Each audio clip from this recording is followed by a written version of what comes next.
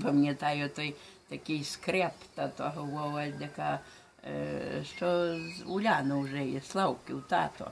А як я робила в лісі, він там під Покицьке приїхав по лісу, так не в шнурованих тих черев'яка знайшлись, так як напхав, і такі не зашнуровані були. А я кажу, скреп, що ви, кажу, черев'яки не зашнурували, кажу, так і так. А він каже, ну, а то він от переселенець був. А він каже, Миросю, каже, бо як прийшов у Ріпний, каже, то такі в Ріпнім були газди, що, каже, так, як різали свиню, каже, то така на 2 пальці була солонина.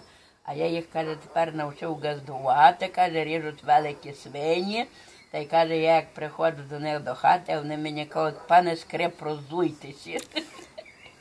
І каже, я зато не шнурую, знаєш, він такий любив такі практики.